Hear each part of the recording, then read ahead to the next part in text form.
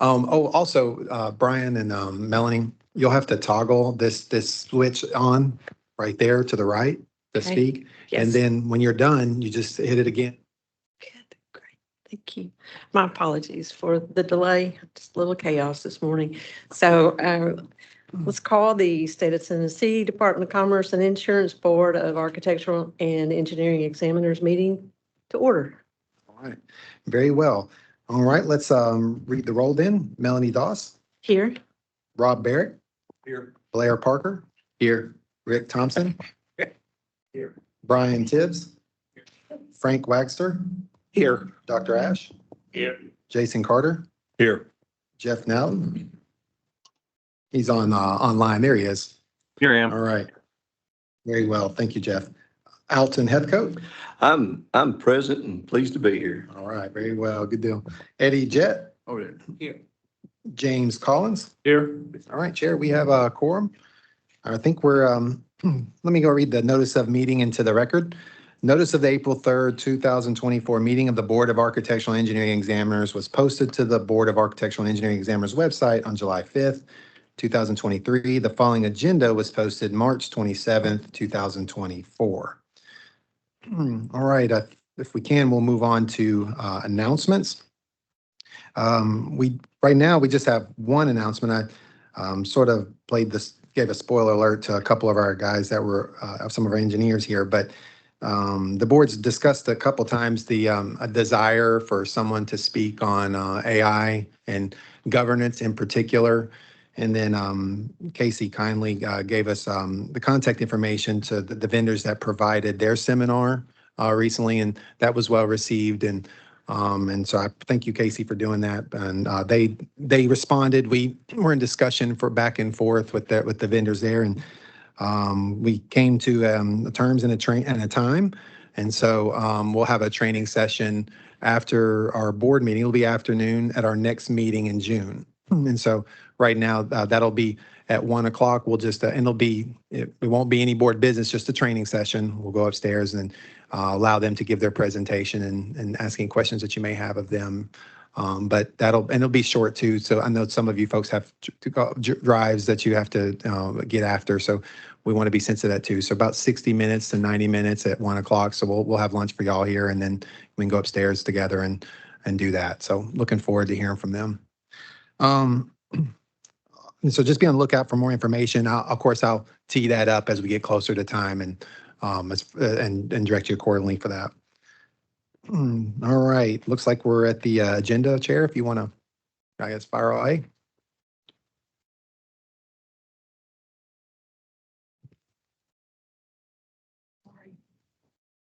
No, you're okay.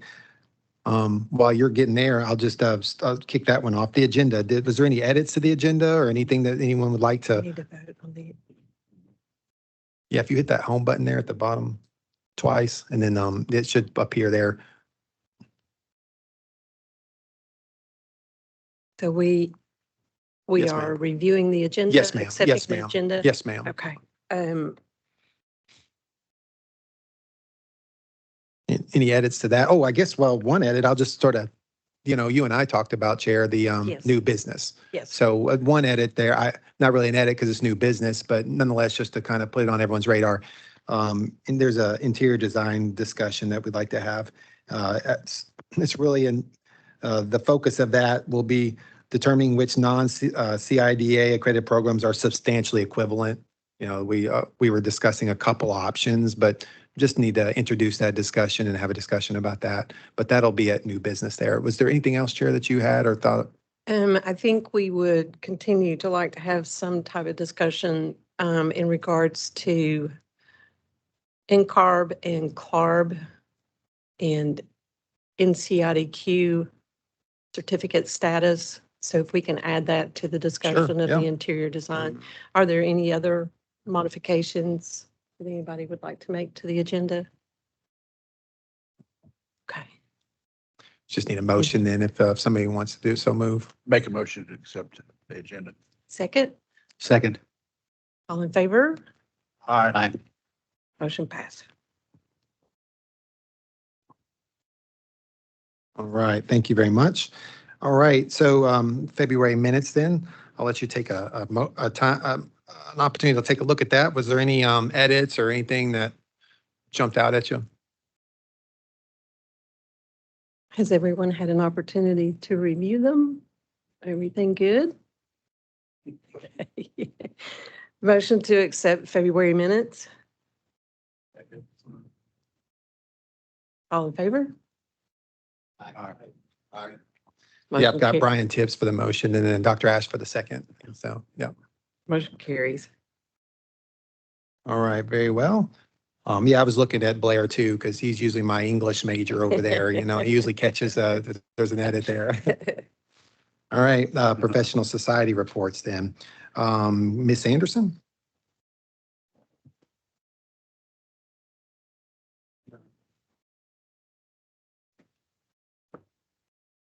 Here we go. This is- Can I hold it up here? It seems less awkward. Good morning. I'm Casey Anderson. I'm the Executive Director for the American Council of Engineering Companies and also represent the Tennessee Society of Professional Engineers. Thank you for having me. I'm going to let Nathan, I'm sure will give you a much more friendly rundown of what's happening across the street. But we are in the middle of legislative session. And so that is where I spend all of my time these days representing engineers. I just really want to give you a quick rundown of bills that are all the way through that affect this board, in my opinion, and sort of what's happened with them, because I've been really in the weeds on them. And I know you have a legislative report in your piece later, but I sort of wanted to perhaps add a tiny bit of flavor to them. Probably the most important one for this board on the engineering side is Senate Bill 2498, which is also House Bill 2578. It allows a pathway to engineering licensure for those who have an unaccredited engineering technology degree. Before the world shuts down and people think, how did we let this happen? There are some folks that we have spent the last, one person in particular, we have spent the last 2 years trying to find him a pathway to licensure, and there just isn't one. He is the constituent of the bill sponsors. And as somebody who has been working in other states and through industrial exemption for about 20 plus years, and feel really comfortable. A former board member has been working really closely with me on that and sort of vetting all of that. So what we have decided, what we have worked with the sponsors on and the way the bill passed, is we added an amendment to that bill that sunsetted the bill June 30th of 2025. So that will be a pathway to licensure for 1 year and 1 year only. Lots of conversation with legislators and making sure that they understood that we did not find that an appropriate path long term, that it was an appropriate path for under, I would guess you'll have under 5 people that will come through there. But there are some issues. There was an engineering technology program at Purdue about 25 years ago that was accredited 1 month after this little handful of cohorts that are kicking around Knoxville went through. And so I've talked to them, and so you may see a few, but we added some additional, the sponsors have added some additional requirements in there, including 12 years of experience, 3 recommendations from Tennessee licensed professional engineers, and the FE and the PE. So that is probably, I think, the biggest shocker to the system for lots of people. But I think many of us were comfortable with that 1 year, the 1 year window, and then shutting it back down. So that is sitting on the governor's desk waiting to be signed. The other bill that we've been working on that I Casey, think, before yes, we leave that, sir. can I ask a quick question? Happy to. I know can't they appeal a sunsetting? And I know that, for example, our board sunsets No, periodically. sir. Different. This is a different kind of sunset. A law sunset does not go to GovOps to be, because so you have a sunset hearing with the expectation that you're going to renew it. Right. There's not anybody, this doesn't, nobody owns this. This is a law that comes in and comes out. We did the same thing a number of years ago with the master's degree, you might remember. We had there was a constituent of some lawmakers from Memphis who had the master's degree issue. We handled that one the exact same way. So no, it won't be up for discussion to be thought about in a year. It would have to be a whole new process, a whole new bill. But will these individuals who will have been practicing for a year, will they not appeal to the same legislators to So the reinstitute this? the House member for whom this is a really important issue is retiring this year. And no, I would say absolutely not. And it's not something that we are willing to I am not a lawmaker, obviously, but I am a lobbyist. And it's something that I've worked really hard with the members of the General Assembly to make it clear that this is, and there was discussion. I testified in the Senate on this bill specifically because of the sunset.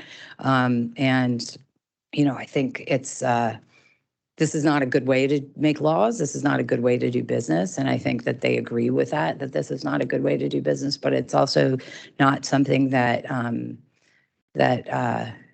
think that we have opened up a number of pathways to licensure for engineering technology degrees. There is a pathway for them. At this point, With accredited. Thank you, is very different, a very different situation. And so that's, this is just one of those things that happens over there sometimes. Okay, thanks, Casey. But we will certainly be vigilant about it. Another one that I think I've had a lot of questions from engineers around the state about, and architects too, Senate Bill 2100, House Bill 1892 is an administration bill brought by the governor. Something that we've been working with, I've been working with a number of parties on for a couple of years. It allows for private third-party engineers, architects, depending on what it's for, to do approvals of permits and examine, thank you, permits and inspections in lieu of state or local pieces. It was an administration bill. It has passed both the Senate and the House, but there's a little discrepancy in the two of them. So it's on the message calendar tomorrow in the Senate. But we appreciate the governor and his work on this. There are some protections in there to make sure that the appropriate engineers and or architects are doing that work. And the response has been, since I've been saying it, I feel like I should say it on the record here, the response to questions that come up about what if they're not qualified to do that, if they're practicing outside of their area of expertise, that's what you all are for. That's what the board is for. So if somebody, I can't imagine that people would be doing that kind of thing, but if they do, I would imagine that they will end up in front of you all to sort of question, is that in their area of expertise? So just be alert that you may see some of that over time, but that window is opening up, and it's there's some of it on the vertical side for certain things on the vertical side, and then for certain things on the environmental side as well. So that's coming. And then the last one that I think does affect you all, just from the sake of understanding it, traditionally the land surveyor's license, part of their process has included the opportunity to have a couple of years of experience under a licensed engineer. That is no longer going to be the case. That bill has passed. It's Senate Bill 2584, if anyone needs to know that. But land surveyors will now need to get all of their experience under the direct supervision of a land surveyor, a professional land surveyor. So that bill is also waiting for the governor's signature. Those are the three I really thought would affect this board most directly. So the reason I bring them to your attention. There are also a couple of lots of bills that have been going through up there that have led to not traditional summer studies where it just sort of goes in the back pocket of the annals of time, but true conversations about leading discussions about things through the summer before we go back next year. One of them will be led by, we think, by this department, by the Department of Commerce and Insurance. There's been we've seen a lot of conversation and a lot of bills, and we've passed several of them around building codes, around affordable housing, that kind of thing. We have asked the liaisons for commerce to really pull us all together. So engineers, architects, the fire people, the fire chiefs, the local zoning folks all over the state. So we're going to have some of those conversations this summer, which I think will be helpful There will also be a long conversation this summer about ATVs. There are always little laws about where ATVs can run on streets, and it's one of those weird things engineers care about because they design the roads. So there will be a long conversation about trying to have a blanket policy across Tennessee for ATV use on our roads, and also one on AI. I have some concerns, the engineers, but me personally as well, because I know how much you all do with AI that you don't realize is AI, and what may become AI in a definition that somebody who is trying to legislate it from a fear standpoint use. That it's sort of in our world anyway. When you look at BIM and you look at some other things, there is a computer making some decisions about things.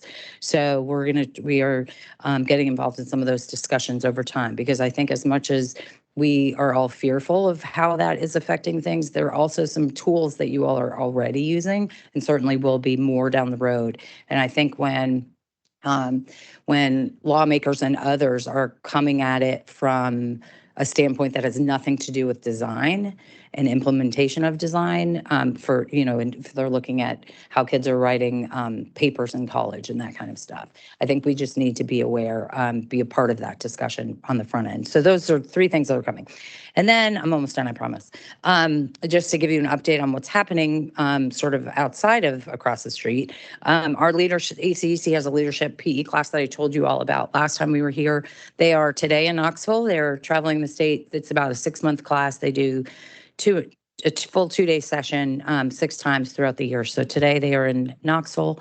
I'm clearly not with them today, but we're really excited about. It's really this is probably the strongest class we've ever had. They're just outstanding, and I think it really says a lot for where our industry is going.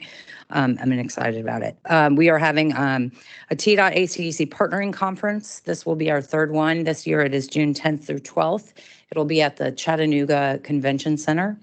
Would encourage anybody who does anything in the transportation world to be there. I think it's just going to be excellent. And then September 29th through October 1st is the Tennessee Engineering Conference. I will be asking at future board meetings if y'all want to talk about this ahead of time, or in your engineering committee. We would love to continue to have the board speak at that, if that's a possibility, about changes that are happening. So that's September 29th through October 1st at the Franklin Marriott. Excited to tell you that we have 6 projects from Tennessee in the ACEC's National Engineering Excellence Awards next month. One of them, Gresham Smith, won a very, very top honor for their project for TDOT on the Broadway Bridge. So really excited about that. They will be on the stage in front of probably 1,500 people and the big dog and pony show. It's great. But 6 projects from Tennessee are being honored that night, which is fantastic. And then should anybody get a wild hair and want to join us in June in Chicago, the ACC board is going to do a planning retreat, and that's going to be kind of open to anybody who wants to kind of talk about big policy and where we're going with some things that are happening out there. So y'all are welcome to join us in Chicago in June, June 20th, 19th through 21st, if anybody's in. But thank you. I appreciate all that you all are doing. I'm happy to answer questions. Do that down here. Super.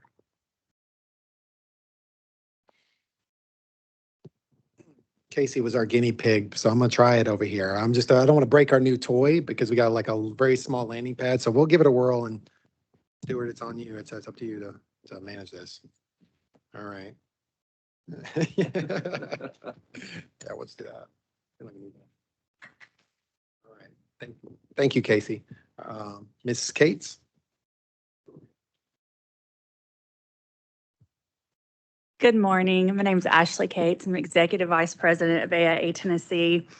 Mine's going to be pretty short compared to Casey's. I appreciate her. Most of the stuff that she had just talked about is on this list. The first quarter of the year is really focused on the legislature and what's happening up on the Hill. We've been working with the governor's office on the third-party review process.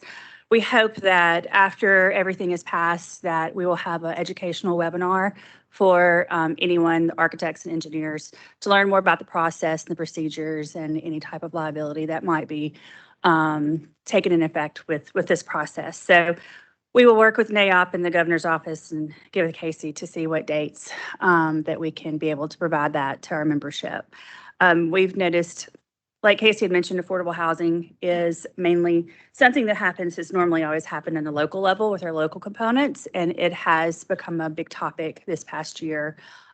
Legislative session, the missing middle for those that in the kind of the middle income range, that they're starting to have a hard time trying to find housing and affordable housing at that. So that's going to be a conversation in being prepared for 2025. It's crazy. It's 2025.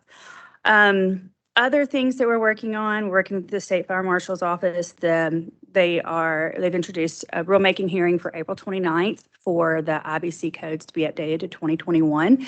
So we're excited about that. And we look forward to the rulemaking, and to my knowledge, it would be effective like at the earliest in November. So in that realm, we will also be working with ICC to have a webinar to educate our members on those new code updates. There's some amendments that I am not familiar with, so I can't answer any questions to that. I can direct you to the State Fire Marshal's office for those. But for the most part, we're excited that that's going to be updated, and we'll be moving from 2012 to 2021, which is much needed. Moving on, we're working with the State Fire Marshal's office on the school safety statute that was passed last year.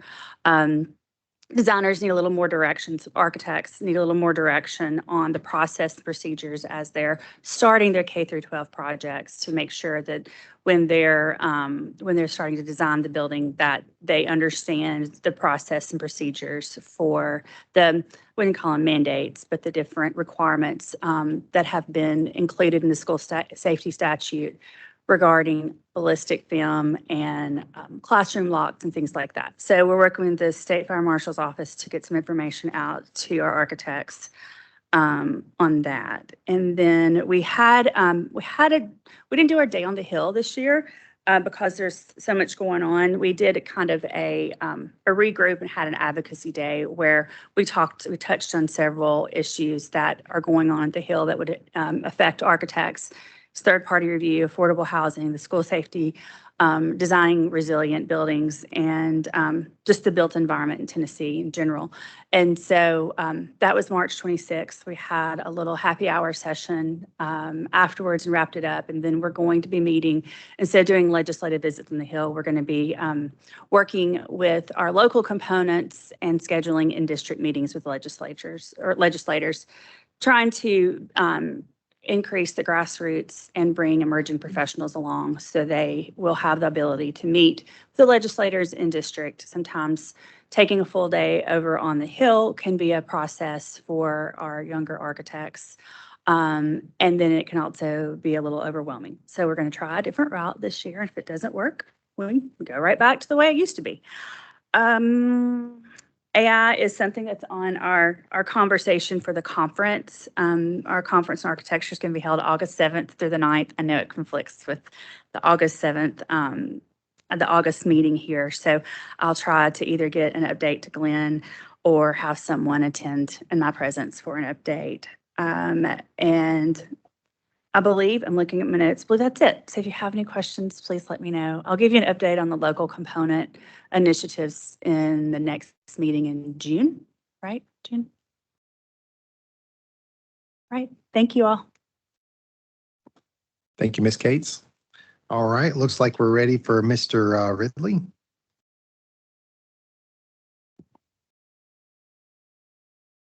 I'm not going to touch it.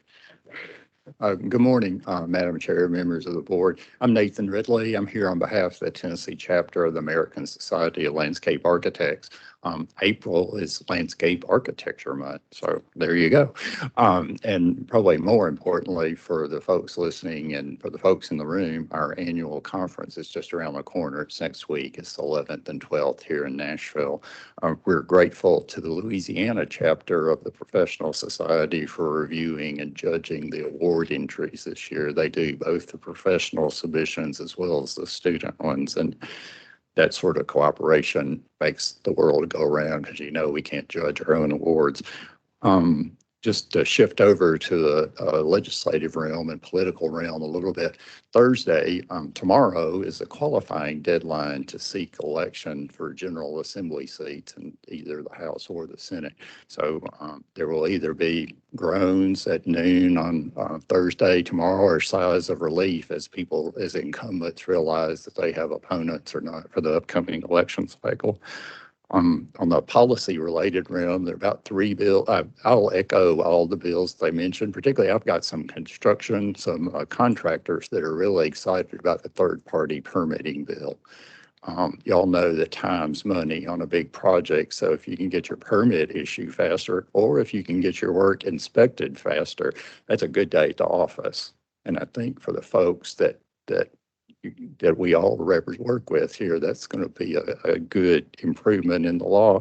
And it even got a shout out in the governor's State of the State address. I mean, as a HVAC guy, he was pretty excited. He doesn't get excited about many things, but to get a mention in the State of the State was kind of nice. And that bill's on its way to passage. But there's sort of 3 big ones that are hanging. Y'all know that the only bill they have to pass is the appropriations bill, but there are 2 sort of linchpins so that are holding it up right now. I can't tell you how the franchise tax works in Tennessee, but I know it's important and it's expensive for everybody that's in corporate or limited liability form. And there's going to be some sort of credit and relief on the franchise tax going forward. And it's expensive. It's not millions of dollars. It's $1 billion process to get through it. And the House and the Senate have widely differing approaches to that. I think they'll work that one out because they have a litigation risk if they do not. But that's a big deal that's hanging, and that affects the budget. And then what they're going to do with vouchers, private school vouchers with public funds. Again, the House and the Senate, they are this far apart. So I won't say what the cynic in me might say about that. That bill just might not get across the finish line because y'all know for a bill to become law, each house has to pass exactly the same language. Exactly the same. So Casey mentioned the message calendar, and usually that's an easy thing. There's a sentence that one house has added that the other didn't think about, and they concur, and they have exactly the same language. But that one's still hanging, and those are big things.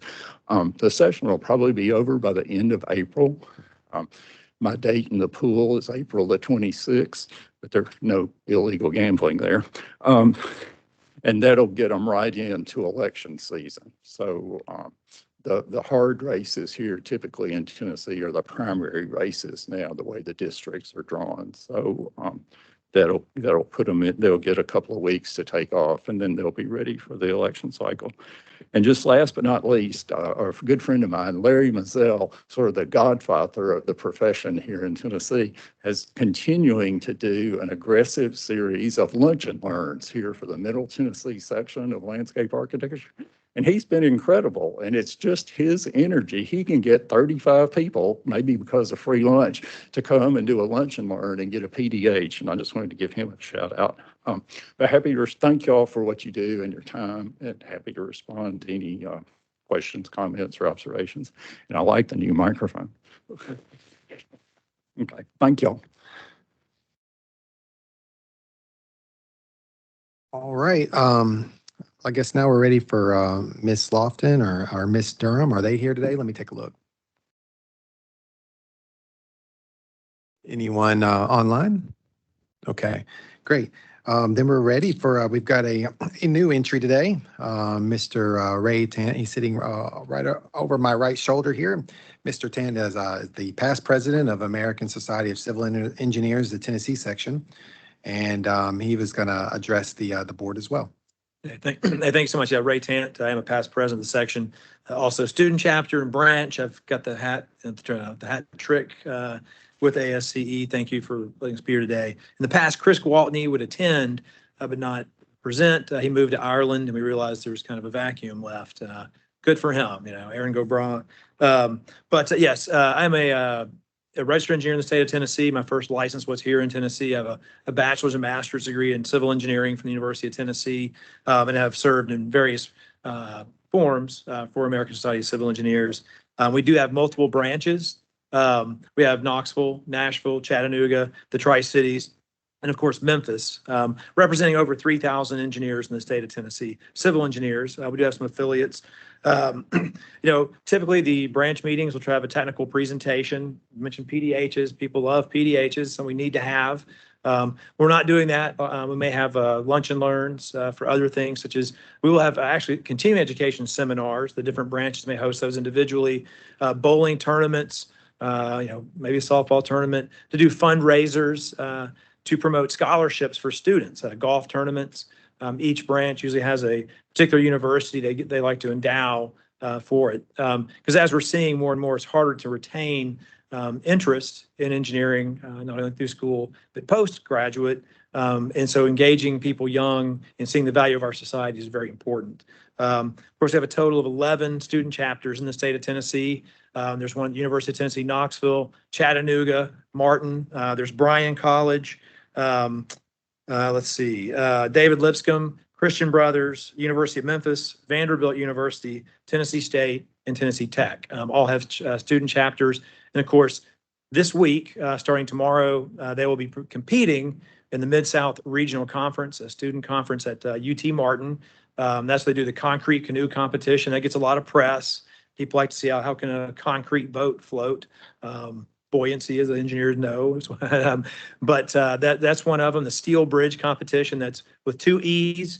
When I was the student conference chair, the local newspaper, the campus newspaper, called it the still bridge, like sitting still, STILL. So always remember to say steel bridge, not still. But the winners of those competitions, that's a national tie-in. So the ones that win at this conference get to go nationally and compete against other universities. Other competitions have like a surveying competition, a technical paper presentation, environmental competition, concrete cylinder strength. Very engineering things to do and compete with each other. And it's a great competition. And then Casey mentioned the Tennessee conference in the fall. Although ASCE is not involved in the planning of the sessions anymore, we are encouraging all of our members to continue to attend that wonderful event. It's very important for the state of Tennessee that we do that. One thing that ASCE does do every 4 years, did not know if you knew this or not, we produce a report card on infrastructure. We finished one late in 2022. The rollout really occurred in 2023. That report card, the contents of it is also rolled up to a national level, where ASCE National issues a national infrastructure report card every 4 years. But that report card is used locally as well to meet with legislators to show the impact of our aging infrastructure. We as engineers and designers, all of us, it is very important, that we are responsible for the products that we put out, whether it's a bridge, a water treatment plant, to know the limitations of those and to address them for the safety and well-being of the public. So we have a duty to pay attention to these things and report back. And of course, the state of Tennessee got a C on our report card this last time. But there are like 13. There are 13 different categories to go through. I won't bore you with those details, but you can find it online if you search for it. Tennessee Infrastructure Report Card 2022. You'll find it. And there's plenty of information there. Of course, with recruiting younger members this fall, there will be a regional training conference in Memphis, which is a real honor for us to host. We'll bring a lot of students and young people from all over the region, both who are current students and freshly, newly graduated folks, to come there and learn more about ASC and becoming a leader, in our society as well as their respective locations. And lastly, we had 4 members attend a fly-in into DC recently. Got to be there on leap year this year, and met with our both senators and representatives to discuss various topics. One, the Water Resources Development Act, WRDA. You may hear it if you watch the news. It always comes up every couple of years. It's one of those things that keeps getting pushed down the road. And that funds our inland waterways and various aspects of water resources, as well as like dam safety and levee safety and an inventory. We have a lot of dams, and of course, Memphis has levees. Another thing, of course, I think last time Casey had mentioned workforce development. And that's one thing that we talked to our legislators about, because we have a shortfall of technical people coming into the workforce, but really across the board. I think no industry right now is not affected at any level by the lack of a workforce. And of course, the Infrastructure Investment Job Act the IIJA, if you probably hear that thrown around, that put a lot of money into the design, into the design world, into the construction world that we're involved in. And we have a shortage of people to do that work. If anybody does work at all at a federal level, you'll probably feel in that crunch of finding those people. So we're, of course, encouraging that. And lastly, resiliency, these storms that moved through last night, a lot of tornado damage across the state. One thing that we do encourage is resiliency in our design. And that's just make it better, make it stronger, if you want to use a less fancy word. Because when we put federal money out to rebuild a neighborhood that's been leveled, if they're not following code, what good does that do? That storm comes back through and you'd be surprised. There's this county up in East Tennessee that recently, just 2 or 3 years ago, voted to get rid of their building codes because they felt it was too much of a burden, the cost, on the builder, on the property owner. And so now there's being substandard building going on. So I certainly want to encourage, more enforcement of our laws, more enforcement of our codes. But that's about it. I appreciate your time, and it probably won't be as big next time because I kind of had to dump out about a year or two's worth of information. So, any questions? One question. Do you have information about the report cards for other states? It's accessible. Yes. If you Google it, go on or search it, you can Bing. I don't want to be prejudiced to Google, but yeah, if you search for it by state, just Arkansas, infrastructure report card, they'll pull up. And then of course, ASCE, if you go to the national website for ASCE's infrastructure report card, there are links to those other states and they break down, just the general overview of them. Thank you. Yes. All right. Thank you, Thank Ray. you. Appreciate you. Good survive. Yeah, sound like you had a lot of educational outreach and recruitment opportunities for youth, but I noticed hip hop camp was not on your list. So you might want to check with Ashley about that afterwards. I just want to connect you two on that. All right. Yeah, didn't want Dr. Ashby left out. I could tell he was really he kept looking at me like, you gonna bring it up? All right. So, all right, I think we're ready for the director's report then. Let's jump into the budget.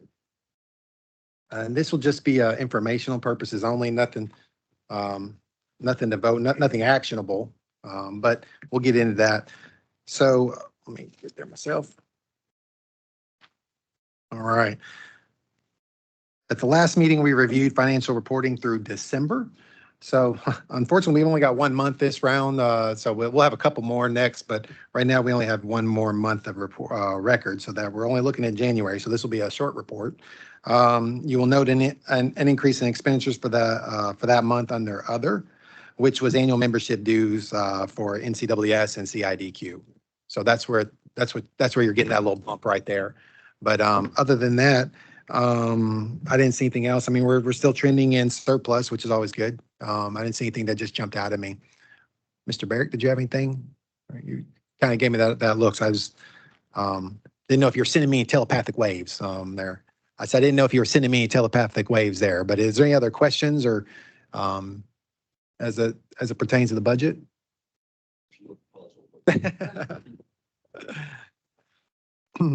All right. Well, then we'll jump into the conference travel. As you know, this conference travel everywhere is in cycles. So you've always got the spring and then you've got the fall. And so we're teeing up fall travel. So we'll just go ahead and clear that and, hit all of our fall travel in one swoop. So let me just go down each one and then we'll vote on those. All right. So NCWS annual meeting is in August 14th through the 17th in Chicago. We'll need 3 funded delegates for that one, and that has to be reported by May 1. So that's another reason why we have it on the agenda too, because oftentimes, the preparation for all that and the logistics starts early. And so, we're always competing for real estate, whether it be hotels or, flights and all the kind of stuff. So we try to get in there as early as we possibly can. So we'll need 3 funded delegates for that.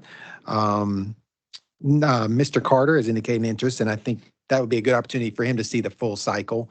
I think that's always good if you've been to a spring meeting to get a annual meeting in there too. And one of the reasons why I'll be going to Asheville, so 2 reasons. One, it's Asheville's close, so it's just a great opportunity for me to do that. But then also to see the full cycle. I like to see kind of, how the sausage gets made. So I'll be there for that. So we've got Mr. Carter. Do we have a couple other engineers to be willing? I'd like to nominate Mr. Jett and Mr. Collins since they've never been, Okay, that'd be great. Yeah. if All right. they, if they can go and are willing to do that. That's August 14th to the 17th, and that would be in Chicago. And that our slate there would be Mr. Carter, and then of course Mr. Jett and Mr. Collins. Just need a motion in that regard then. So move. Motion to approve that travel schedule. Thank you, Mr. Barrett. I know you can't, so we're waiting for somebody else. So we got a motion I'll for make the Mr. Barrett. motion. Great. Do we have a second? All in favor, say aye. Got a second from Mr. Opposed, Ash. like sign. We got it. All right, perfect. So we got a motion from Mr. Barrett, second from Dr. Ash, and then of course that was approved. Okay, NCARB. NCARB, their annual meeting is also in Chicago. So we're starting to see a theme here. I also noticed that Tennessee Engineers, I think they had a conference in Chicago as well somewhere. I've that in that report. So a lot of action there in Chicago. So June 13th to the 15th, NCARB annual meeting. Of course, since we would send all of our architects, the three that we have there. Do we have a motion in that regard? Yeah, we got one from Mr. Thompson. Second. Got a second from Mr. Parker. I'm sorry, Chair, if you wanted to lead us the rest of the way, well, All in favor? Aye. Aye. Opposed? Motion carries. all right, CLARB annual meeting. That is September 19th to the 21st, and then that one is in Buffalo, New York. The warmth of Buffalo. Yes. Frank's. Mr. Parker said he was I can't wait to see the video, but he's gonna get in a barrel and go down Niagara. So I'm excited. Spent 8 weeks there in 1974 in February and March. It snowed 80 inches. It's amazing. And when they said September, I was like, a fall conference in Buffalo. That's bold. Yeah, I thought that was bold, a fall conference in Buffalo, but hey, let it ride. Okay. Do we have a motion? Second? Second. All in favor? Aye. Opposed? Motion carries. All right. All right. So then we've also got ASLA. So should he survive that barrel ride down Niagara, we'll be sending Mr. Parker to DC October 6th through 9th. Do we, excuse me, do we have a motion? So move. Second? All in favor? Aye. Opposed? Motion carries. All right. The last one is CIDQ annual meeting for Ms. Doss. And this one, the date's to be determined. We're not certain when that'll be. Probably, as she stated, 19th to 21st of November. So late November, but the date's still to be determined. And that will also be in Chicago, Illinois. Do we have a motion? So moved. Second? Second. Got a second from Mr. Wagster, right? All in favor? Aye. Opposed? Motion carries. All right, conference update, NCARB Regional Summit. As you know, we had quite a showing there, which is great. It was a good opportunity for our architects and for Stuart and myself as well to be in attendance. There was 3 things that jumped out, and didn't want to step on anything that you may have already prepared, Mr. Thompson or Mr. Wagster or Tibbs. I can begin or allow you to, and I'm sure I'll miss something. Okay. There was 3 things that I think I'll just lead with the sort of the elephant in the room was the regional realignment. That was what most of the discussion was about during our time. Our board had that discussion and indicated that there was no interest in our board being sort of being pulled out of Region 3. We just have those relationships, those business and working relationships already established there. It just seemed to be a little bit disruptive to make that sort of a move. And so there wasn't any support from our board, but unfortunately, it appeared there wasn't any support in all of Region 3. They took a straw poll, And out of the 11 members of Region 3, only one voted in favor of the realignment.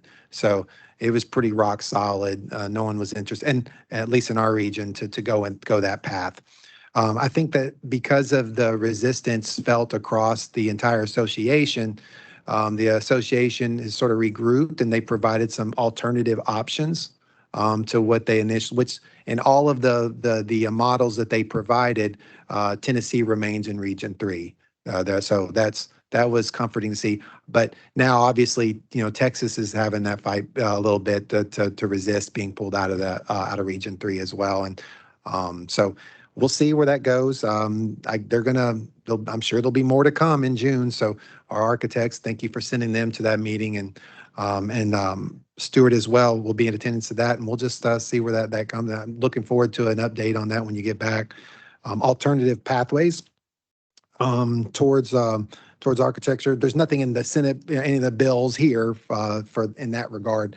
But the association themselves were talking about alternative pathways. Of course, anything like that would have to be adopted by our legislator before it would be effective here, and that's not a given. Just because an association was to recommend alternative pathways doesn't mean that we would adopt that. That would have to go through the full rigorous process. But they did discuss that a little bit. The CEO Armstrong, he stated their intent, as stated, and I quote, "rigor for a reason, not just administrative convenience." So we'll see what that looks like. He further stated that they wanted to remove barriers with the end goal being to deliver licensed, competent architects to the public. So, of course, validating was the biggest issue that we had in our MBE discussion. The MBEs all across were like, this is all good and by design, but how are you going to validate all of this? So that was the issue. We'll see what they do with that. That's the part, like a laser, everyone was really concerned about. My counterparts in other jurisdictions were concerned about, rightfully so. But I'll keep you updated with that if anything comes out of that. And then artificial intelligence, everyone's of course talking about that. We did get a presentation on that. We're going to get a robust presentation during our training session next meeting. But George Gita from Architag, he's the CEO and a Harvard researcher there, provide the presentation. There's a couple things. He just talked about that progression from manual drawing, which is of course analog, to computer-aided drawing, to building information modeling, which is a lot of what architects are using now. And then you've got AI, or what they call machine learning. And then this is one I had not heard of, but it piqued my interest, was artificial general intelligence. And they believe that's coming within the next 5 years. And what they mean by that, you have machine learning, but the thing sort of turning it loose and then it starts to adapt. And I thought that's a whole nother advancement that I hadn't even thought of. And mind blown, I had to get up and probably walk that one off when he said that. I didn't even believe that was possible, but he said like next 5 years or something to that effect. And he said, he wouldn't be surprised if it happens sooner. Now, one thing that I thought was really comforting, and I think we all suspected it, but I wrote down this quote. He said, you still need people to guide and inspect the process, the product, people who have the language, spatial awareness, and industry knowledge. So there's always going to be a place for regulation and for this board and for, architects and design professionals. I think we all suspected that, but to have somebody who's tracking all of that and sort of the forefront of that, saying that as well, I thought that was so. There's always going to be somebody to monitor that process. You just can't. You're not going to be able to turn it loose. So even though AGI might be here, that's not the way of the future. Without some interruptions, some monitoring. And then, of course, ethics. I thought this was good, interesting as well. He stated, and just something, I thought it was just a nugget. He said, all data sets are biased. And I think that was good to just remember. We assume because it's a machine, it's not biased, but it's good data in, good data out. There is somebody programming the thing, so don't assume because it's a machine that it's not biased. And so that's something to keep in mind. And then, gentlemen, if there's anything, gaps or holes that you wanted to fill in.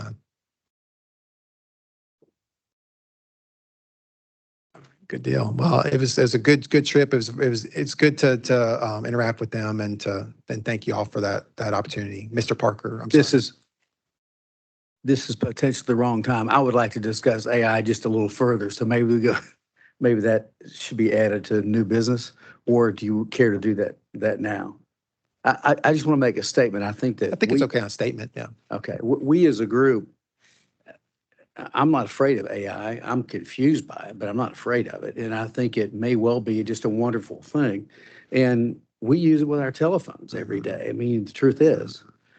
But I do think it's important for the board to make a statement to remind licensees that it is their responsibility, no matter under what circumstances, whether you're using a drafter that has 3 months experience or an AI program that does very complex calculations or whatever. Bottom line is whoever signs the documents, and that's the key, whoever signs the documents is in charge and responsible for that. But I think that I wonder if we as a board don't need to make that statement out there. And when when everybody renews their license, irrespective of our discipline, that reminder is in that as well. So that's really all I wanted to say. I feel really strong about this because I have people in other professions that are going through some really wild kind of things. And, it's all around us. It just is. And I tell you what, artificial general learning, that's like raising a child. Isn't that wild? Anyway, thank you. That's good stuff. And that also, to your point, Mr. Parker, that's why North Carolina and Florida said we don't really need to address AI specifically at this venture because we already have the rules and laws in place because you're still responsible charge, So and I think we're just going to take a measured approach and continue to track and then learning ourselves. And so hopefully June will be a one piece and parcel to that. All right. Anything, other comments or questions as pertains to that? Thank you for that. All right. We do have a public comment period related to items on the agenda. Let me pause there. And then I'll acknowledge who may be present. If there is anyone present that would like to speak, please sign in behind or here at the podium. And then Alex, if you could check online and see if anyone is signed in in the chat feature.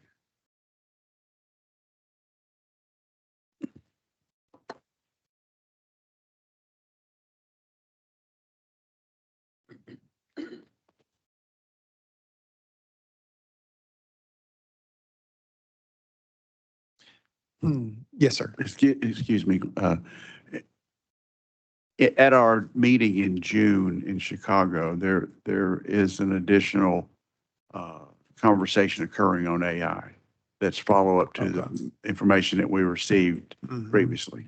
Okay. So from what I've read, it's the next explanation or generation or whatever you want to call it right now, because it's a constantly moving target. But at least they're continuing the discussion. So it's good timing for us to have this meeting in June, the 5th? Yeah. It is, yes, sir. Yeah, June the 5th, and then we go to Chicago on the 12th or 13th through the 15th. I was really grateful to our vendor. They were very sensitive to our needs and our focus. And so I'm going to be on a call with them in May to work out sort of a session plan. Now I've told them what our focus was, and they can certainly facilitate that. So if, as you have concerns prior to that meeting, I would love to hear from each of you if there's something specifically that's on your mind so that we can incorporate that. Now, you will have a Q&A session with them. So you'll be able to bounce some of that off of them. But if there's something that you thought of from a regulation standpoint that you think would be instructive or helpful, then I can have that discussion with them for that session planning. That would be helpful. So just don't put that out there. One last comment is that your concern about responsible control, responsible charge, that was a discussion at the last meeting. I'm sure it will continue to be as well. So anyway, thank you. Yeah, thanks. I have a green light. Flash. I don't understand green. But, well, on this morning's national news, they're talking about AI with regard to the entertainment industry. And Tennessee is the only state that has passed something already to deal with that in the music industry. So I just find it interesting, if nothing else. It's all around us. The Elvis bill. The Elvis bill, that's right. That's right. But that was on NBC National News this morning discussing it because other states are now starting to look at it. Technology is moving so fast. I think at one point I was starting to, question everything. I looked at Frank and was trying to figure out if he was a hologram or not. I mean, it was like, I don't know what's going on here. It's moving too fast for me, but, we'll figure it out. All right. It looks like we're ready for, was there anyone in the chat box there? Miss Griffey? No? Okay. All right. Thank you. All right. Seeing that there's no one for the public comment section, I think we're ready for the legal section. Stuart, that's Glenn, you. Yes, ma'am. we had some interior design representatives Oh, enter the room. all right. Well, very well. Well, then we can pause and just pick up the remainder of our professional society reports. Sure. Thank you. Oh, yeah. I need to keep a prison mirror here then so I can kind of keep an eye on what's happening behind me. Yeah. Hi. Good to see everyone today. I'm Claudia Lockton, President-elect with IIDA Tennessee. And I am Tiffany Clegg, VP of Advocacy for IIDA. And we're going to do a report on behalf of ASID and IIDA today. All right, so we will start off with ASID. They have some upcoming events that we just wanted to get on everyone's radar. So in March, there were some wellness and student events that happened on March 1st. Was a wellness event that was very successful for both residential and commercial designers. It was a full day of content centered around the well building standard. March 28th, the student design competition that was held at MTSU took place and had a great turnout. On April 25th, there will be the Vidara Design Gallery Interactive Journey, exploring landscapes that inspired Vidara's artisanal quartz surfaces. And then Tuesday, April 9th in Knoxville, a joint monthly meeting with ASID and IDS will be held at Closets by McHenry.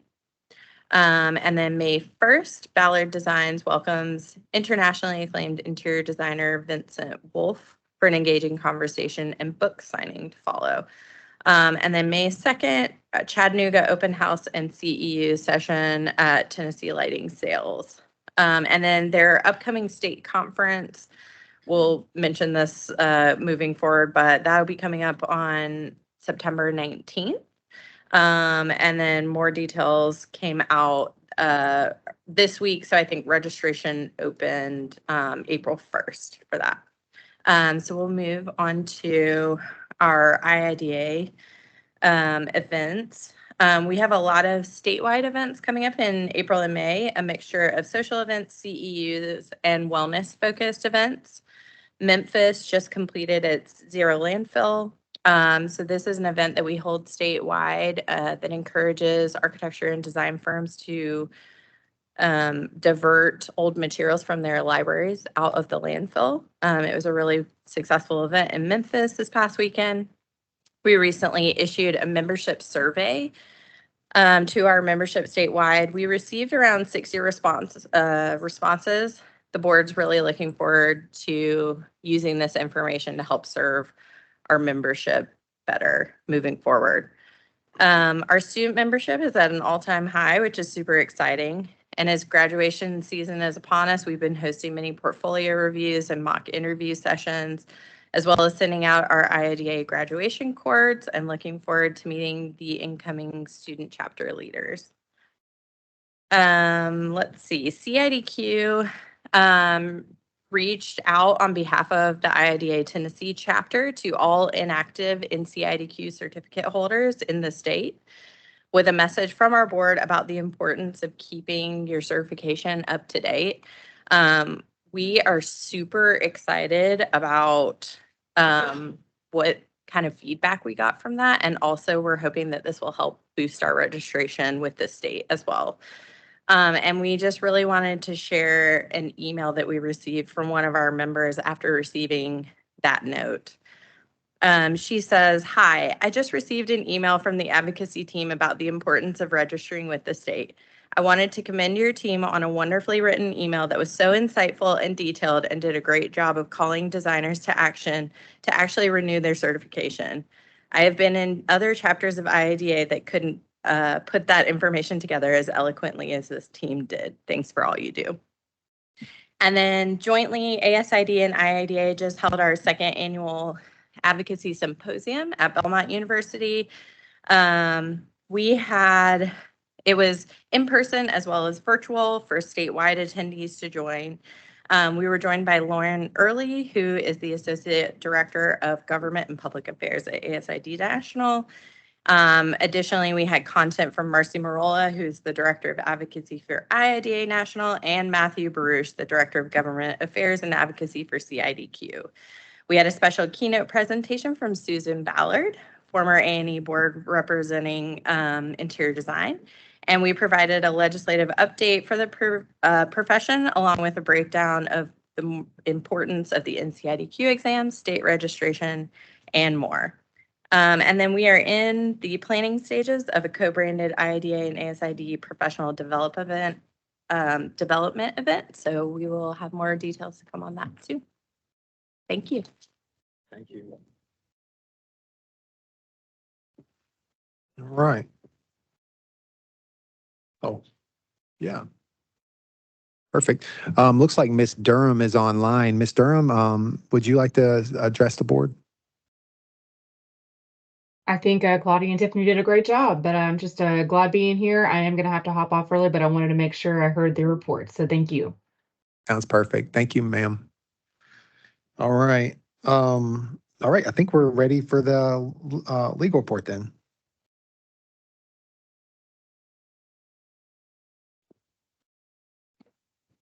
Okay. Number one is 2023-063341.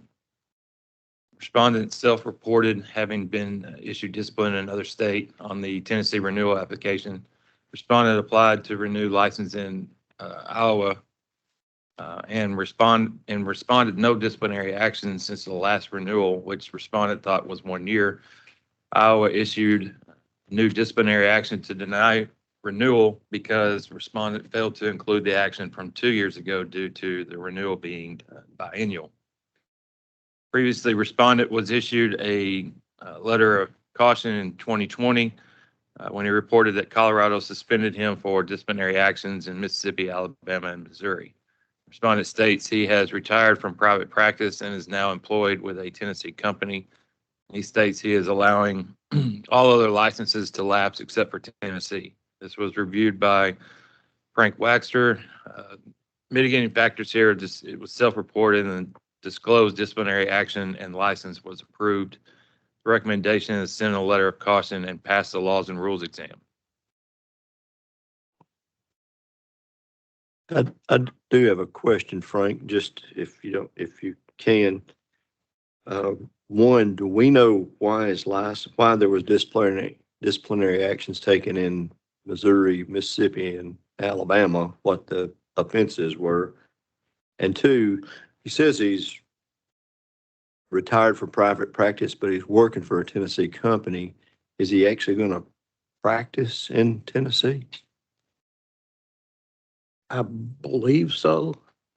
First of all, his first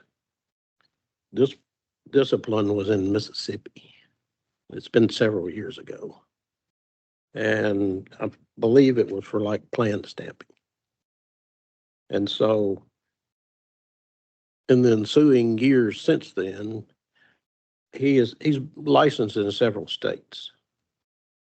And in the ensuing years, he's either not mentioned that he had been disciplined in another state when he renewed his license, and various things.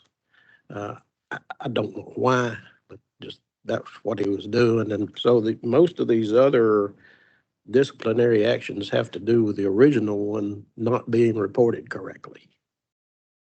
And we, I think it was 2020,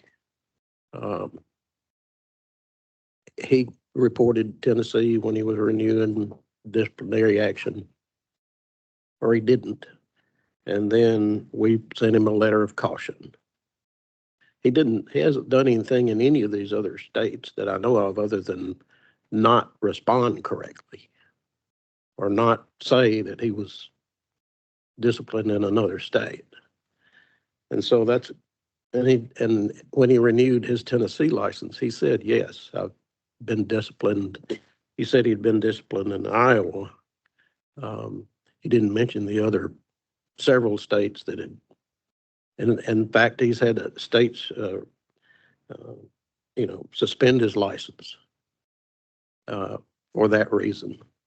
And I think it was mainly because he didn't report it, and when they brought it up to him, he, didn't respond, and just on and on. He's an older guy, and he works for in Tennessee, and licensed in Tennessee, and his renewal to Tennessee was not problematic, but we had given him a letter of caution previously. I don't think we required the laws and rules exam to be taken and passed, but I just thought it was appropriate to caution him again and somehow say, look, respond correctly to these people. And that by doing that, take our laws and rules exam. So that's kind of a short answer. If you look through, there's several states that he'd had the similar problem. It's not that he did anything wrong. He just didn't report correctly. Strange. Yeah, thanks, Frank. I agree with your recommendation, but there seem to be some other underlying things. This guy hadn't been paying attention, apparently. Or something. Or something. Yeah.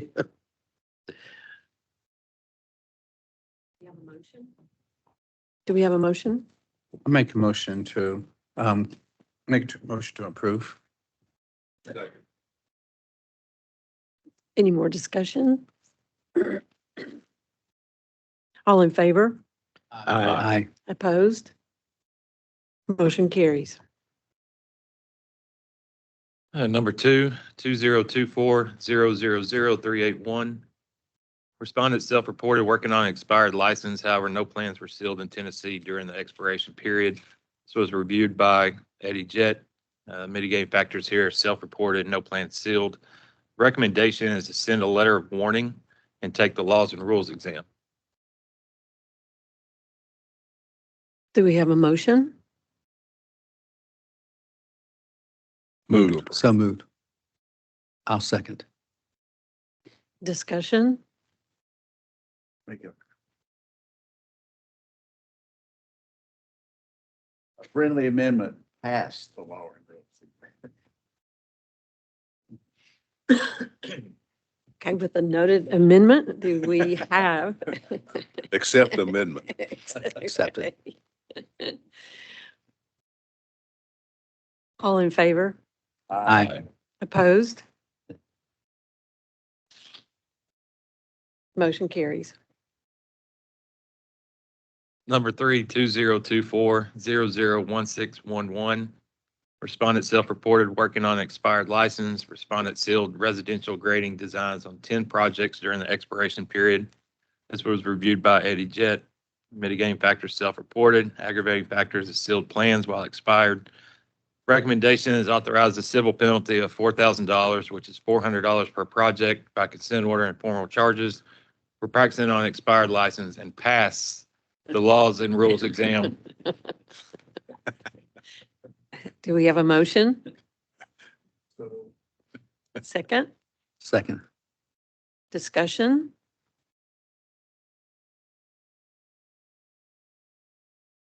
All in favor? Aye.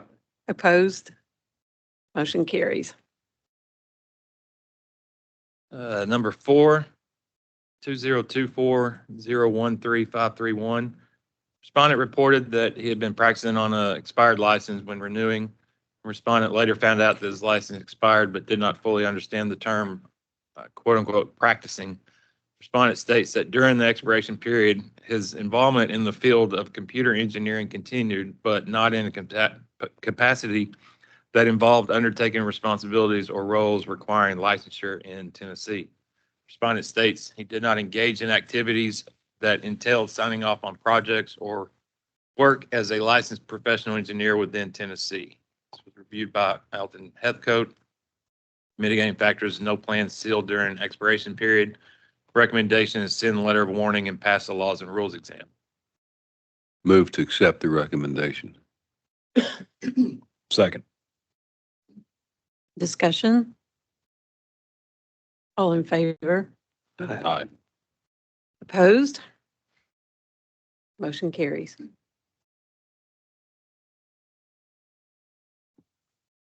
Number 5, 2023-057-981. Complainant is working on a new car wash in Alabama and was provided with the set of plans as a reference of a previous project that was built in Tennessee. Respondent sealed the plumbing, HVAC, electrical, and structural drawings, which complainant states is unusual for one engineer to be proficient in all disciplines. After review of the documents, complainant alleges significant inadequacies and code violations in design. Specific items noted are: 1, toilet is vented horizontally below slab. 2, clothes washer has a 2-inch outlet but 1-inch drain and no vent. 3, mop sink not vented. 4, no isolation valve on wall hydrant. 5, gas piping oversized for loads. 6, HVAC plans do not provide required outside air. 7, no power to HVAC equipment. And 8, no light switches or controls for energy code compliance. Respondent's design group consists of himself, a designer, a contractor, and various owners and developers with engagement through the contractor. The designer, with extensive experience in all aspects of civil, structural, mechanical, and electrical design for these typical projects, is under respondent's responsible charge. The drawings in question were distributed as prototypical to an unengaged architect outside of the group by the car wash supplier without respondent's knowledge or permission. The architect failed to contact respondent for permission, nor did he obtain the CAD files to reproduce the drawings. The revised plans for the car wash in Tennessee were eventually approved and has had no issues in the last 3 years since being built. Reviewed by Rob Barrick. Mitigating factors is no violations were found. And recommendation is send a letter of caution.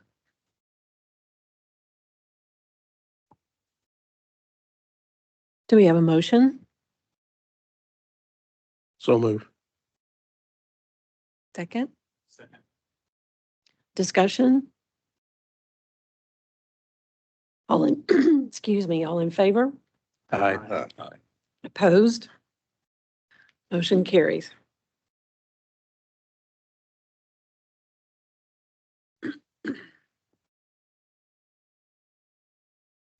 Green flashing light.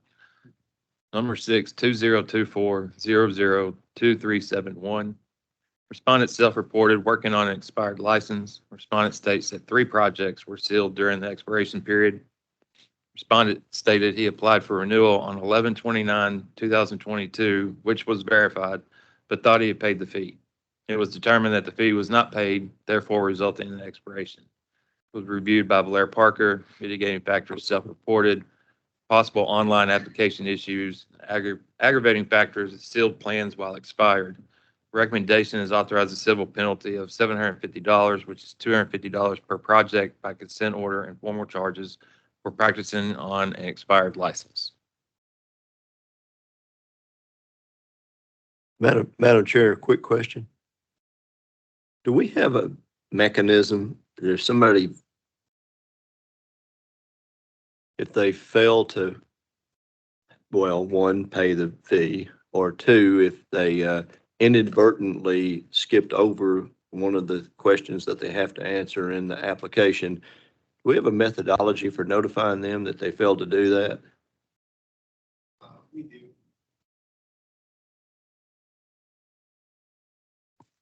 There we go. Okay, we do. As you, Ashley, she would get that application. When we see that if they fail to, they miss one of the character questions that would disqualify them for licensure, then that's a flag for us. And so then we would reach out and say, hey, did you mean to? Did you basically fat thumb that one and, accidentally put that? And we've had some folks that would say, oh, yeah, sorry about that. And then we would take their email corresponds to us, to our official email address, add that to their file.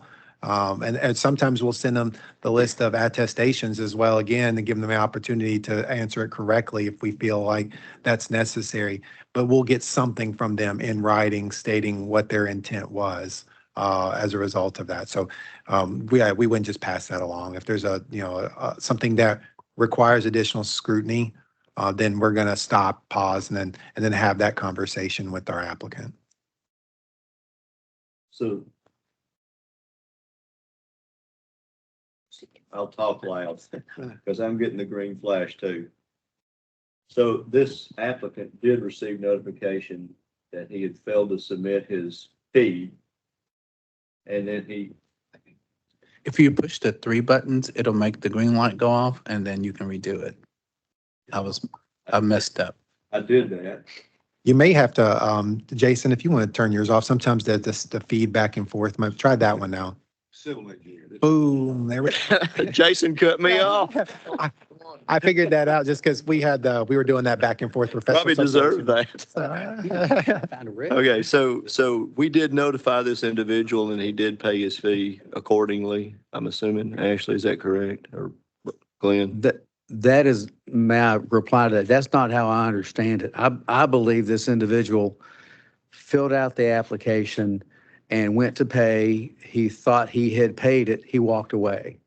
And then when he came back later to renew his license, it's like, oh, wow, I hadn't paid. And so interestingly, I asked Stuart if there's some way to track that. And within 3 minutes, he sends me a reply showing that, yes, he had gone through this and he had not paid his fee. I don't know about you, but for me, I've done that before, not with the A&E board, but I've done that kind of thing before. I went back in my records. I keep fairly good records regarding board things. And I remember several years ago, we were taking some complaints from registrants that there were some issues with our website. And y'all may or may not, but I remember I received 3 phone calls and some other discussions. So I've given this person the benefit of the doubt. He clearly knows he's in the fault. He's wrong here. But it may well be that the website didn't help him any either, So I do think, though, that raising the flag, he walked away. But if the flag would have been raised, and maybe it was, we don't know that. But had it been louder, then maybe he would have completed it and none of this would have happened. So. Sure. And if I may. Yeah. So it's kind of unusual. Yeah, and I was wanting to give you, since we're talking about process, I do want to give you an update because Mr. Jett, he asked the question, and I think Mr. Parker, you talked about that too at some point about notifications. I mean, we send out a notification by letter, but we wanted to beef that up a little bit more. I mean, we're limited. We don't have the functionality for text. I did look at that. But one thing that we did do just recently change, and this will be reflected probably next month. Megan's spearheading that one, but we put a request in modeled after County of all places. We're going to send out your renewal notices will no longer be a letter. There'll be a green postcard because that's hard to miss. You get like an official letter to me, that you got a round bin as you're sorting your mail. You know what I mean? Whereas if you get something that's a hard postcard, you're like, oh, wait, what's this? You know, so that's one step. Another step too is once they enter into expiration, then they get an email, you know, as well. So they're so we're beefing it up, but that's that's the extent of the capabilities that we have. So we'll lay and take advantage of that. But you know, to your point too, Dr. Ash, I mean, they do get a response if they paid, or so that's something I look for when I just pay the light bill, you know, because if Mrs. Kopchick's watching her favorite show and then the lights go off, that's going to be on me, you know. And so I'm much more scared of her than I would be of this board or any other board. So you know, that's something as important as your licensure. You know, you would think that somebody would just take that pause and get that confirmation, you know, for what it's worth. Do we have a motion? Make a motion to approve. Second? Second. All in favor? Aye. All opposed? Motion carries. Number 7, 2024-01-0051. Respondent self-reported working on an expired license. Respondent's license expired in January of 2023. Respondent moved in March of 2021 and forgot to update their mailing address. Respondent learned of the expiration, obtaining information for requests for qualifications from a potential client in February of 2024. Respondent states that 6 plans were sealed during the expiration period, which were mainly specifications and engineering analysis. Reviewed by Eddie Jett, mitigating factors self-reported, aggravating factors sealed plans while expired. Recommendation is authorize a civil penalty of $3,000, which is $500 per project, by consent order and formal charges for practicing on an expired license and pass the laws and rules exam. Do we have a motion? So Move moved. to accept the recommendation. Second? Second. Discussion? All in favor? Aye. Aye. All opposed? Motion carries.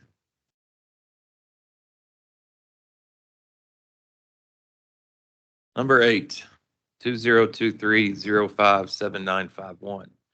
Complainant hired respondent on January 25th, 2023 to draw plans for an addition to the house.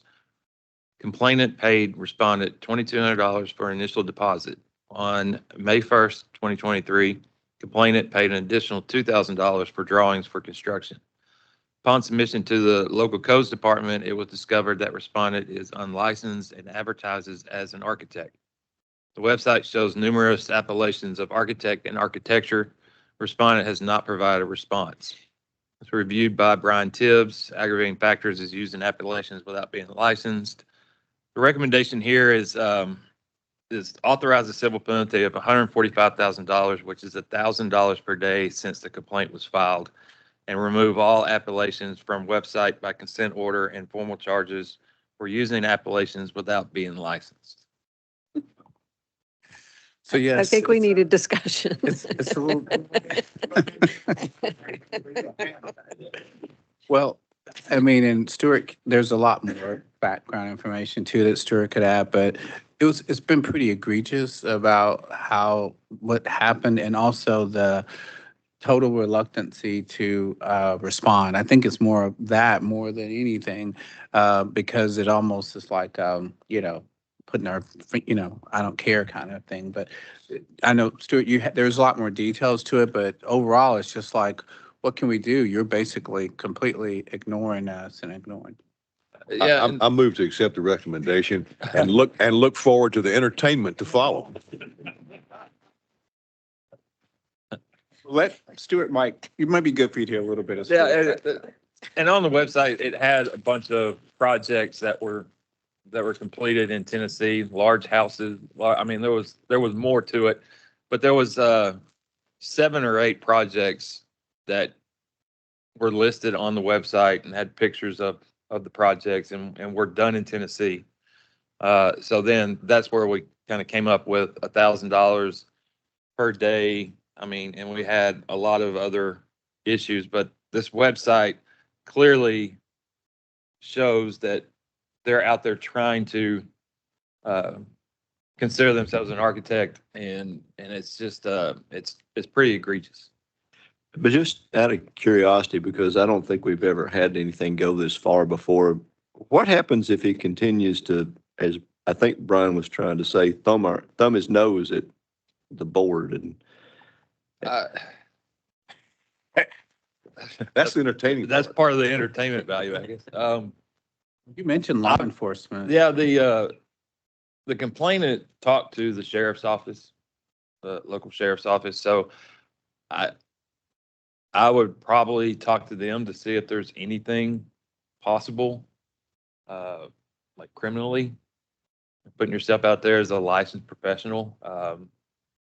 But that's pretty. well, wouldn't that be endangering the public health, safety, and welfare? Well, yeah, I would think so. I mean, I think there's some issues there, but we do have laws and rules, and he would be technically breaking the law, correct? right. And that would, the Attorney General's office would have to pursue that part. I mean, of course, we're Having civil. cracked wise, I have a serious question.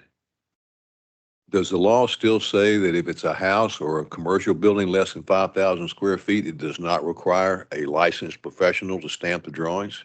that is correct, but these projects are very big houses, and They're bigger than they're 5,000 bigger square than feet. 5,000. Okay. Yes. It's as much as the fact that there's, like I said, like you said, put his thumb to it. It's not at all trying to respond to us, not at all trying to, explain what happened, just like, I'm going to continue doing what I'm doing. So what else can we do but, put together some kind of penalty for it? Let me ask a more specific question. I thought it was, I'm sorry, did I interrupt? Yeah, excuse me. Were any of those projects commercial projects? I don't remember. They mainly were residential. Right, okay, just Yeah. curious. Thank you. More than 3 stories or more than 2 stories? The more than 3 stories and less than 5,000 is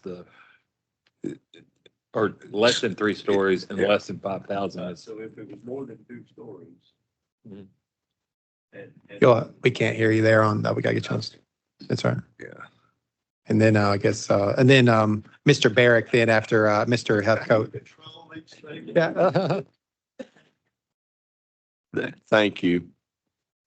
So he's actually violated both, whether he's done commercial work or not, just by virtue of the fact that the size of the residential houses, stories, and square footage, he's violated the laws and rules. Yes. And I mean, he's obviously violating the laws and rules. I mean, some of these houses were on hills, so they're, Yeah. free. Do we have precedents for this? I've been here a while and I don't remember us having to go to the Attorney General's office for any of these. So do we have a precedent for this? Not since I've been here. Yeah, and, that's one. Oh, go ahead. Go ahead. No, go ahead. No, I was just gonna say, that's one reason why I was, and I know you have a comment, Rob, I guess, but that was one reason why I was like, what do we do when somebody, because he still has it on his website, because we haven't been able to to get in contact. So it's just, there has to be some kind of way that we can, get his attention and make sure that we have something. But yeah, some enforcement. And maybe once we hear from him, he was been out of the country. I'm I don't hoping, know. yeah, I'm hoping this gets his attention, but I mean, if we have to, we bring it to a formal hearing Yeah. and he doesn't show up, we still go Right. through the default process and we issue a civil penalty or whatever we need to do. But I'd never have done the criminal side of it from this board or gone to the Attorney General's office. That's something that I'll just have to look into. Yeah. And then, Mr. Barrick, did you have something you wanted to add? I saw you were. I should know the answer to this. Stuart, I thought the law said commercial less than 5,000 square feet and any residential, but it's any building more than 5,000 square feet. Yes. Yeah. Thank you. Yeah. I'm over and out. I do have a question. Where did the $1,000 per day come from? Stuart can answer that better, but we never had anything like this before. Mhm. So I think it's just, let's come up with something that seems to, Get and we his can start attention. with that, yeah. Because most of the time, people will at least try to have well, this is what I meant, I don't mean, I'll realize the architect, I'll take it down, but there's been nothing, so it's just, so like we said, it was very egregious, very, so I don't think there was background unless Stuart, there was. No, I mean, and the rules allow up to $1,000 per day. Each day is a violation. And with the website being up every day, but, yeah, in the past, we've usually, the respondent would respond and ask, why am I being penalized? And then we have to explain that you can't use that appellation without being registered, and that's in our statute. So, I've never had somebody just not respond, and obviously they know that there's a complaint filed against them. They've signed the card. I mean, Well, you guys really behave yourselves because I can bring some precedent from other boards because when you guys said, is there a precedent? I was like, well, yeah, I thought several boards where we've had those kind of issues, but you guys are really well behaved. I love it. But there's three things. One is of course, you already know the represent. You have that $1,000 a day, that you just described. Stuart did a good job at laying that out, for which you have that exposure now. And so you levy the fine. He comes back and if he responds with new information, then we represent like all time, anytime we have new information. And then you can make an adjustment on that fine based on that new information, so certainly you could go that route. Of course, the formal, Stuart did a great job laying that out. You go to formal, they don't show up to the formal.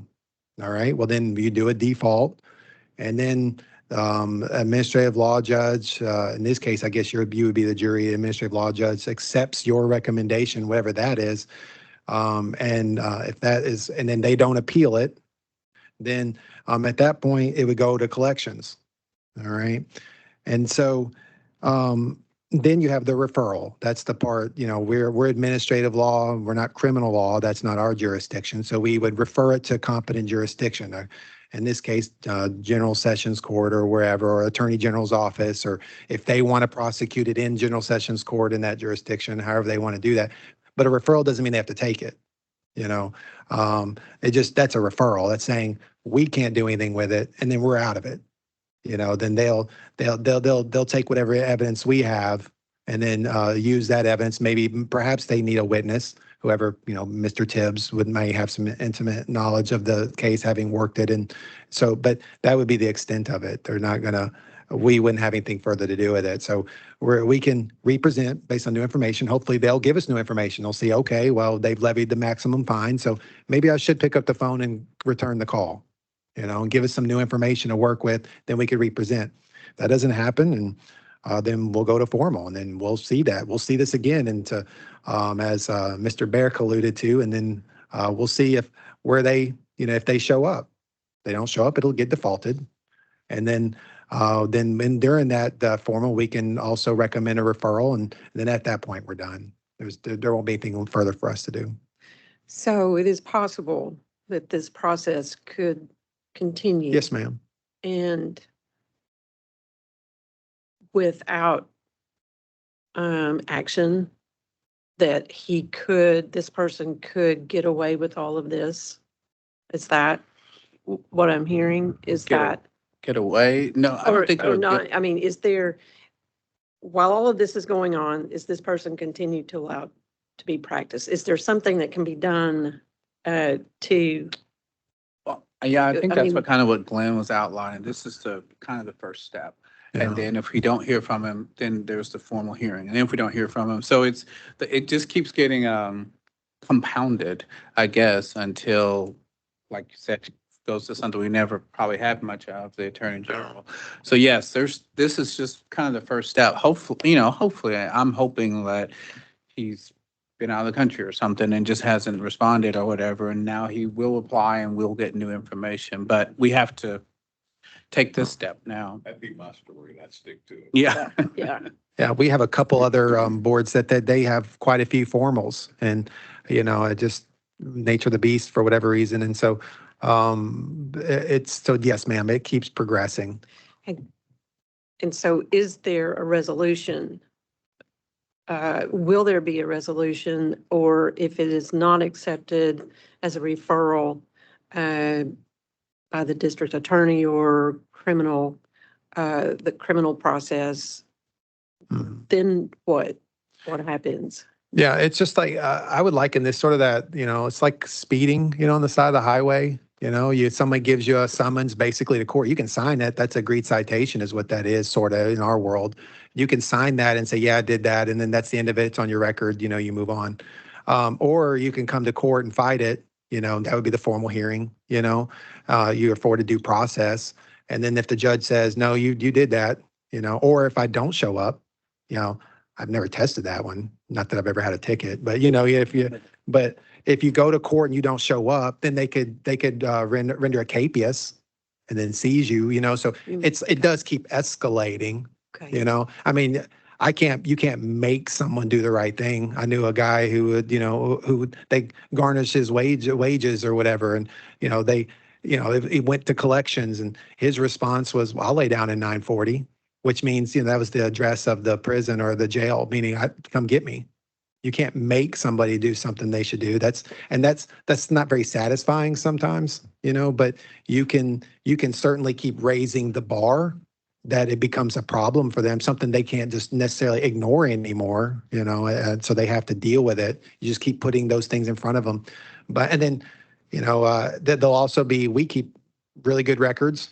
And so if he creates a problem somewhere else and by referral, we'll take it to all the places we need to go. But, at the end of the day, it's, you will run out of probably a runway at some point, and then at that point, it's just really up to this individual to see how they respond. But, all you can do is keep turning up the heat. The obvious question, is the respondent a resident of Tennessee? And the project, obviously in Tennessee. Just curious. Blair? Where do we begin? One of the biggest things that I hear is that he has not responded. I mean, we don't even know as fact that he's received any notification that this is going on. So in today's world, I know registered letters, I think, are passé. We send them a FedEx package that letter that somebody has to sign for. Or how does that work? Because I know that when it comes to the proceedings that could be in the future, everything has to be well documented. And as I look at the screen here, I don't see anybody. I mean, I don't know the name of this individual, but there aren't many people on there, and I'm not sure that any of those folks are this individual. So.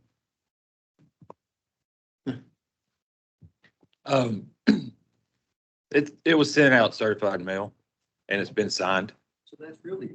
So, I mean, whether or not the respondent signed that card, I don't know, but it was sent out certified, and we have a signature. That was my question. Yeah. Alton? Oh. I am a lot.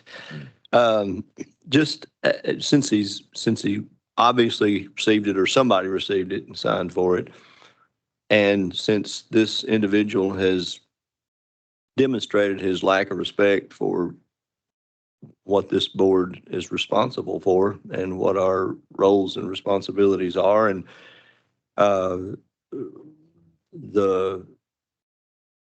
I guess the initiatives that we've taken to try to get him to respond, can we also maybe amend this and give him a date to respond by? And if he doesn't respond by that date, then we will start adding $1,000 a day. In the consent order, they have 30 days to respond. Okay, so if we say if he doesn't respond within the 30 days allocated, whatever that date is, that we will increase the penalty by $1,000 a day? Well, what will happen is the consent order gives them 30 days, and then we usually send out a last chance letter for like 14 days to respond.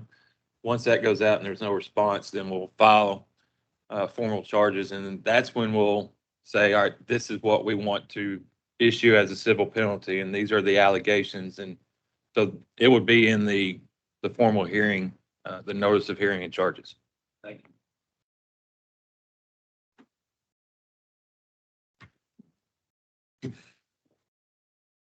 So Rob, do we have a motion on the floor? I did make a motion. But we did not get us. Question if you like. Do we have a second? I'll second the motion. Is there any more discussion? All in favor? Aye. All opposed? Motion carries. Thank you, Brian, for taking that one on. That was a lot more of a challenge than even it appeared bad to start with, but it was even more challenging. So thank Well, you. I'm, for I'm that. answering all my emails from Brian from now on. You know what I'm saying? I know that right now. I ain't playing around. He gives me a text, I'm stopping what I'm doing. I'm gonna give you guys a hint. I'd answer all of my Stewart emails if I were you. That's the legal report today. Well, we were at the legislative update, but I think Casey she did all the heavy lifting for us because that was Casey the only took- one I had. Yeah. Casey took all my thunder, but she explained it a lot better than I would be able to. So Yeah. The only thing I want to follow up with that is just the housekeeping portion of that. Of course, we always got to enforce whatever comes out of the Hill. And so there are some housekeeping concerns about that, how to implement that, how to enforce it. We've got I feel like pretty strong. We've had a pretty good, strong process for doing that before, some stop gaps. And I feel really comfortable with that. This one's a little different because it's a unaccredited engineering technology curriculum of 4 years. So this one's going to be tricky. That's going to be a little bit more difficult. I don't have the answers to that right now. You're just something for you to cogitate on, think about.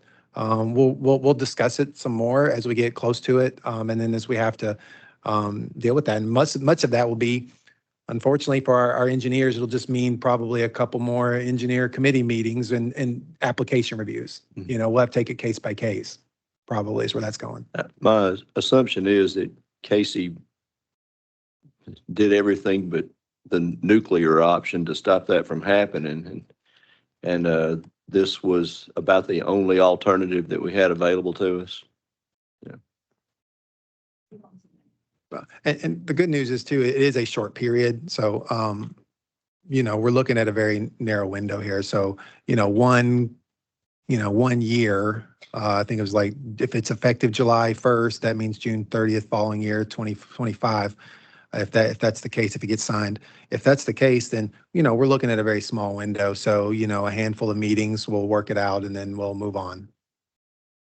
Did I understand that correctly, that the program was accredited after he graduated? No. So, yeah, that's just going to be, I think, a case by case basis. I think that's the only way I can, especially if we're looking at, now if the volume, we get like a tsunami, then we'll regroup. But I think if we're talking about a handful of applications, that's probably going to be an application reviewing committee. All right. That's all we had for a legislative update then. So we can move on to new business. We were going to discuss 2 items that was offered to us in the when we amended the agenda. It's interior design. We're going to have a discussion on how to determine which non-CIDA accredited programs are substantially equivalent, and then discuss active certification. If it's okay with you, Chair, may we just pick up the active certification discussion first, since I think that'd be the easier one, and then we Certainly. can, okay. Certainly. Right now, comedy apps via CLARB and NCARB required an active certification. That's per statute, so that's easy enough to enforce. You're comedy and you're coming by through the designs. Do you have an active certification?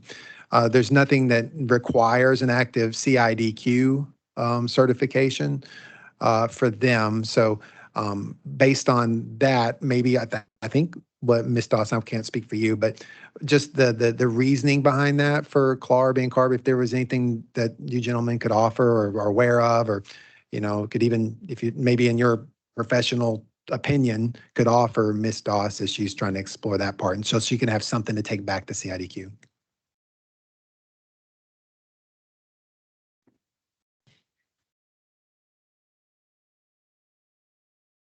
I'm not sure I totally understand the question, but as I believe I understand the question. CLARB, we, in Tennessee, CLARB provides our testing. CLARB, to go through that process, you have to join CLARB and you pay their fees and what have you. But once you are done testing, you can let that membership go if you so choose. You don't have to continually be a member of CLARB for the rest of time. If you choose to become licensed in a different state, then you will need CLARB, because most states in the United States, most states require the CLARB certification, and you would have to be a member for that. So if you want CLARB to help you apply to Oregon or to a different state, they're not going to do that unless you're a member of theirs.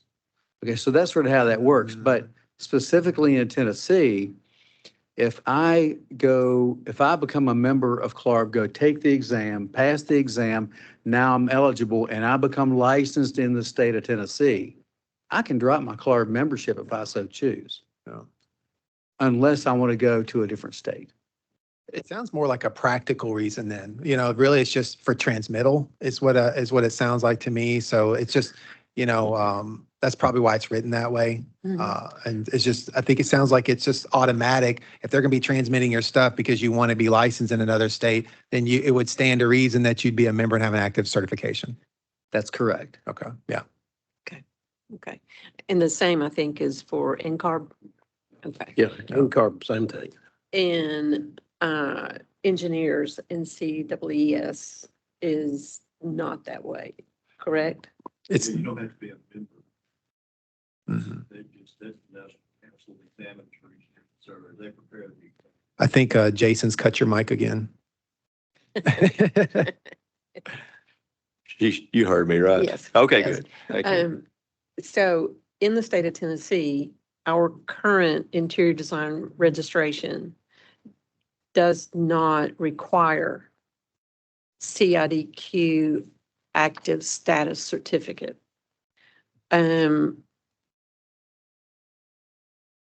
Is there, and I guess we should probably discuss this in an interior design committee meeting to further explore that, to see if we want to amend that, or it's a discussion that needs to happen at another meeting, but or is it? Oh, so I saw Mr. Waxer. Make some noise. Yes. Yeah, I know, real high tech. Only way you can get any attention around here. Now, we're talking specifically about comedy, is that correct? Correct. Oh, okay. Correct. Because in our state law, we require the NCARB certificate to get comedy. Yes. Actually, if you go through an initial application for registration, you don't have to have the certificate. Yeah, that's correct. And that's a very important distinction. So I'm glad you highlighted that. It is just comedy. Okay. And if you wanted, I mean, as you take that back to CIDQ, if you had any concerns and you and I wanted to sort of hammer that out, then, and if we have something actionable, then certainly we'll call a committee meeting and then we'll work it out just like we always do. Yeah. Very good. Yeah. Very good. Thank you. Yes, ma'am. And then, so I guess that takes us to the other item. If I can, I'll just tee it up and then open up for discussion.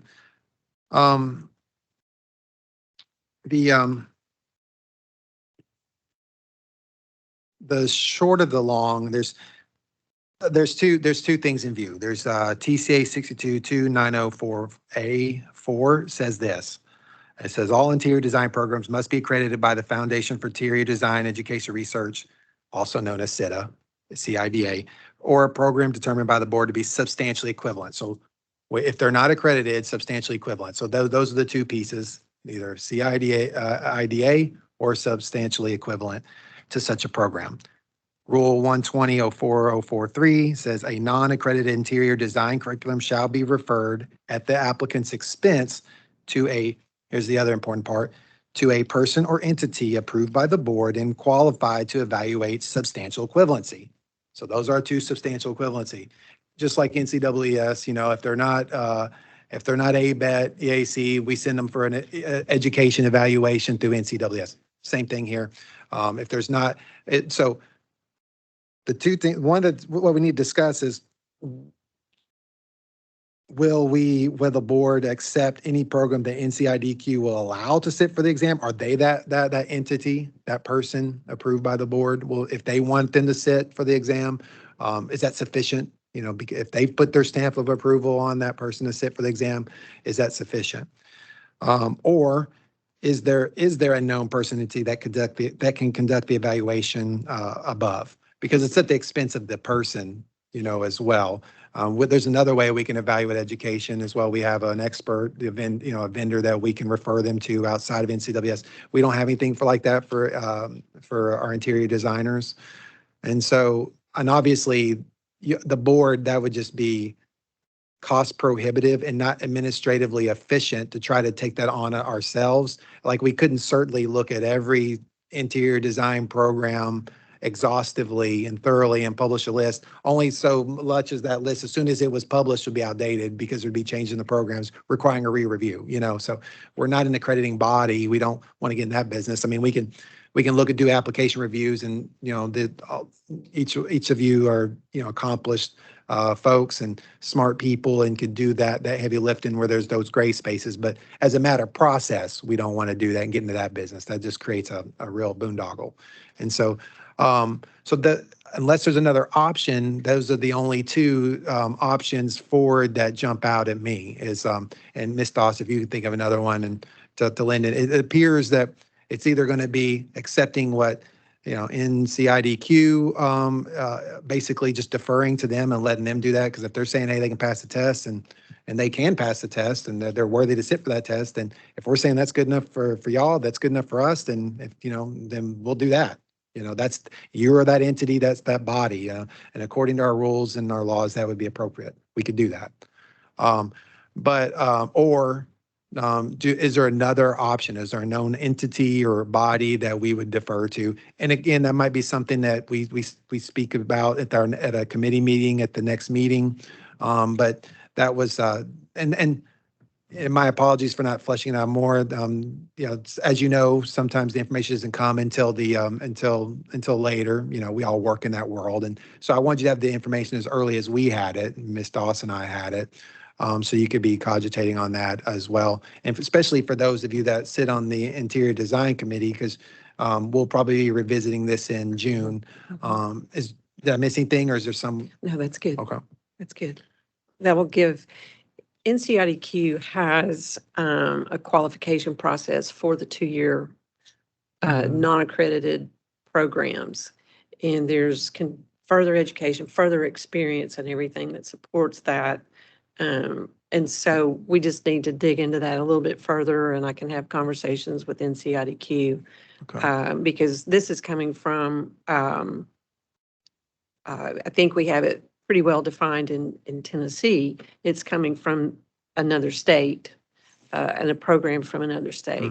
And so I think you've addressed it extremely well on the short notice. No, it's okay.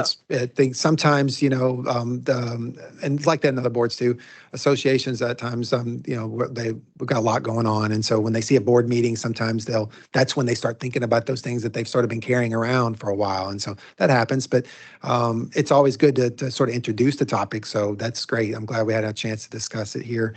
And then as you get more from them on that regard, we'll schedule one for June and then, wrap it up. But it's a good discussion. I'm glad we're having it. It was, obviously we're going to, and the stopgap is an application review. If we get to a point while we're waiting on official decision from the board, if it gets to that, we get mired down and for whatever reason, then we send that for application review and then like we always do, and then allow our experts to weigh in and make that decision and then vote on it in the board. And then that would be approval by the board. And that's, so we meet our statutory obligations and we're not jamming up that applicant either. Very good. Thank you. All right, sounds good. Is there anything else on that piece? Any other new business? Shall there be no further business? This meeting is adjourned. All right, thank you. Thank you, Chair. Appreciate you. Once I got my chaos out of the way.